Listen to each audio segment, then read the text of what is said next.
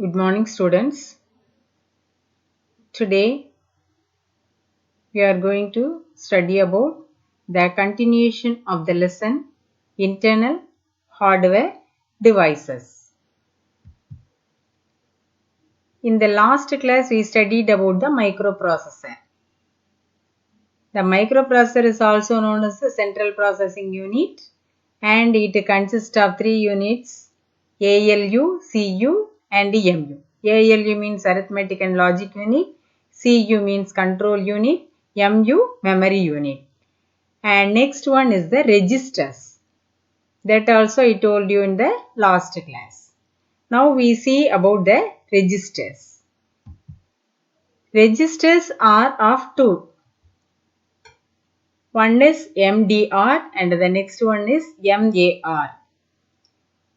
MDR means memory data register. It reads the data from the memory and stores or writes the data it contains into memory. That is, it reads data and information from the memory and store or write the same into the memory again. Next, MAR. MAR means memory address register. The memory address register means here the CPU register that either stores the memory address from which data will be fetched to the CPU or the address to which the data will be sent and stored. What is the meaning of this? The MAR is a CPU register. It stores the memory address where the data or information will be stored and which address it has to be sent.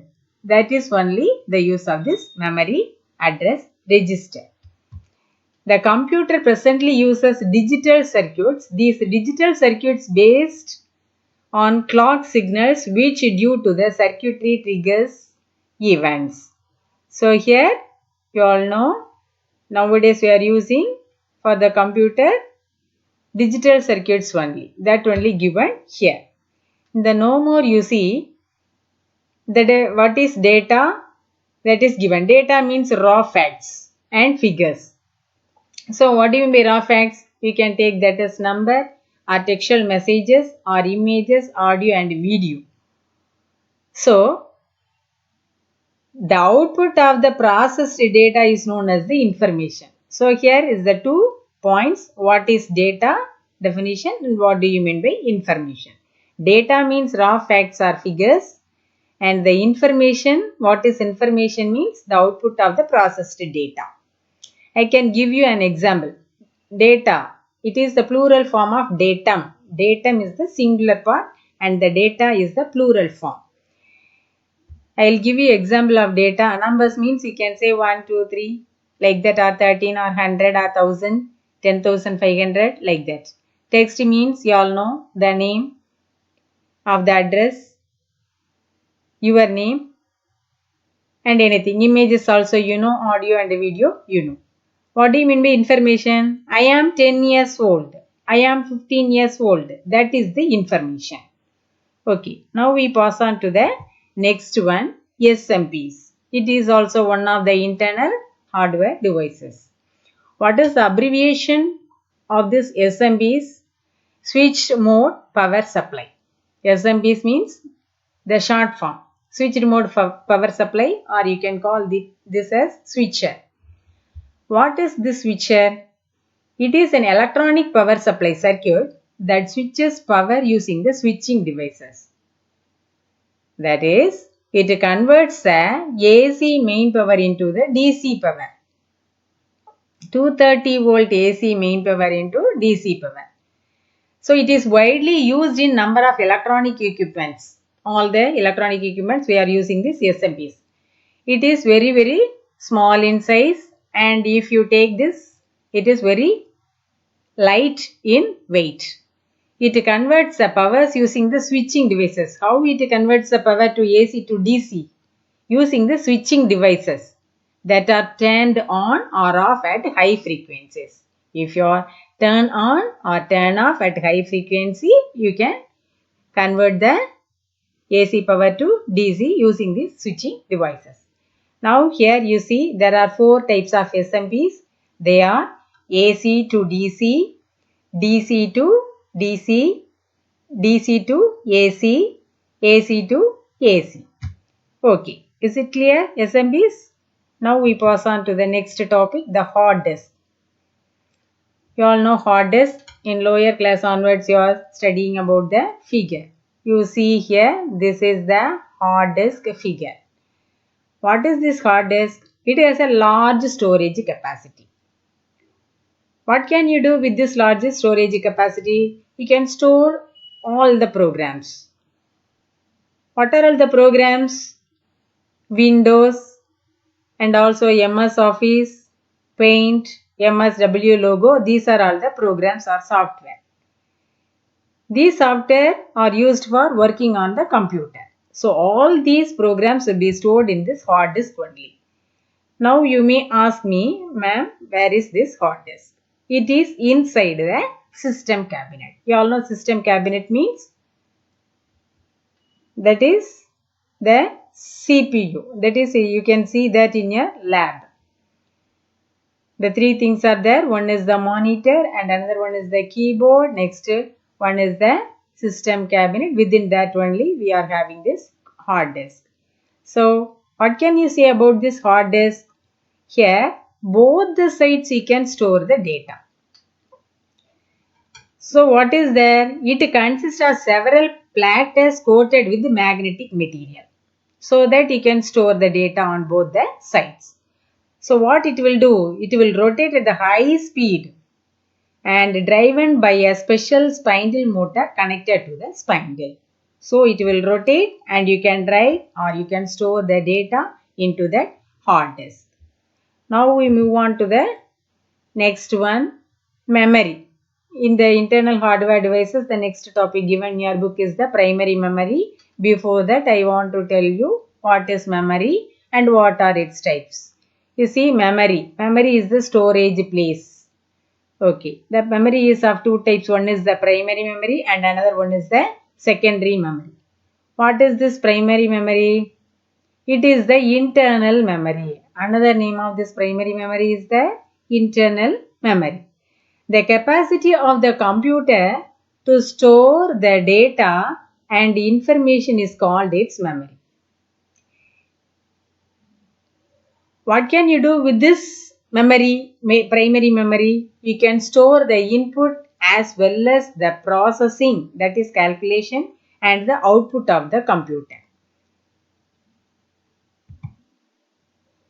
It has a large memory. You can easily store text, picture, games, audio and video files in the computer memory.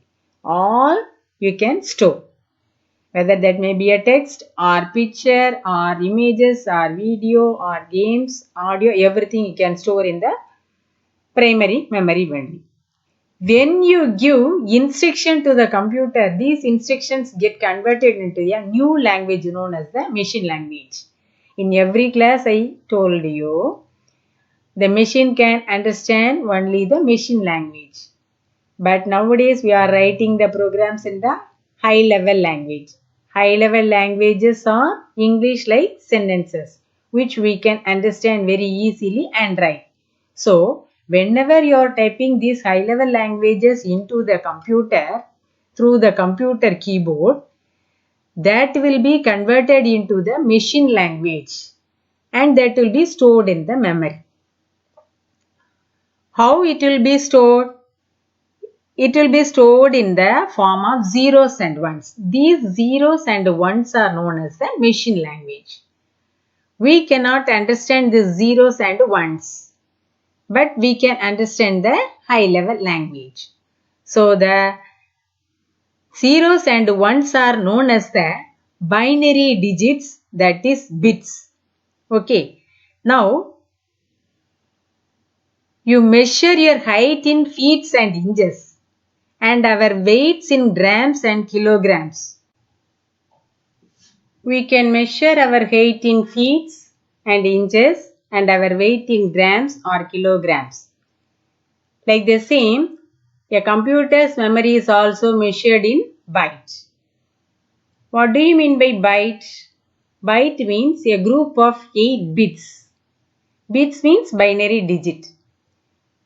So, here are some of the other units given here for the measuring of the computer memory.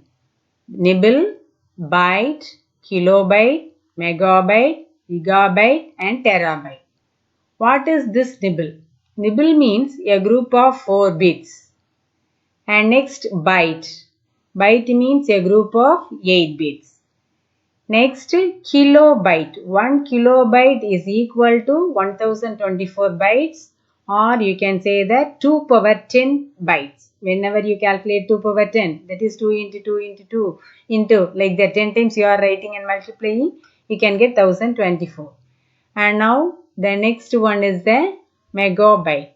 Megabyte, it is equal to 1024 kilobytes. Next one gigabyte equal to 1024 megabytes. Next terabyte 1024, that is 2 power 10 gigabytes. Okay.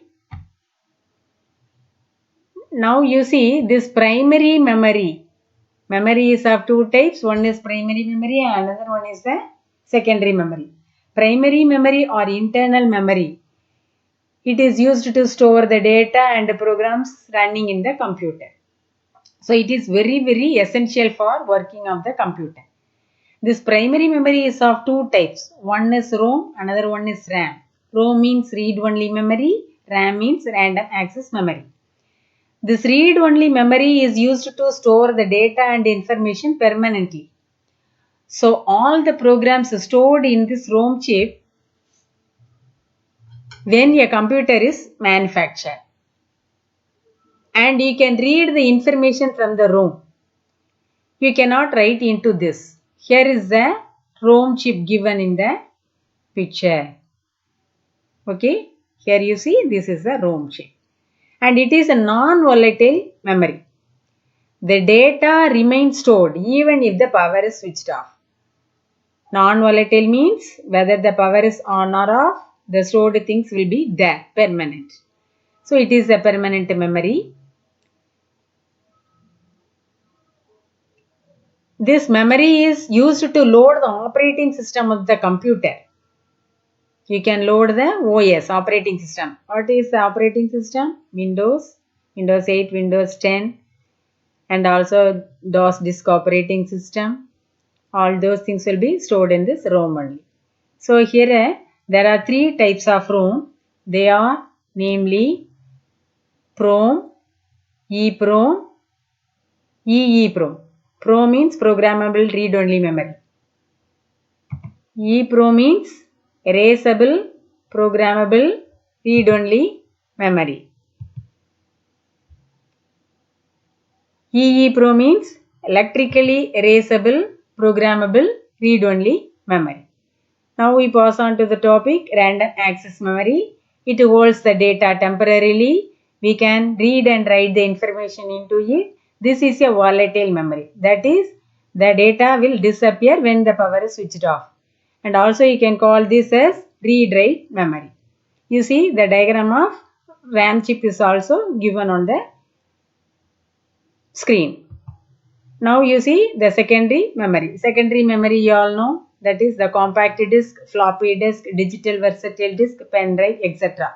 The diagram also you can see on the screen. The next one, ports. Ports we are going to see. Ports are the mediator or interface between the computer system and other peripheral devices.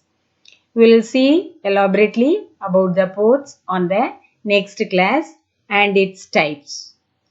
And modem also we will see in the next class. Okay. Now what is your homework or what are all the points you should remember in mind? Just take your book and go through your book once, up to which the lesson completed.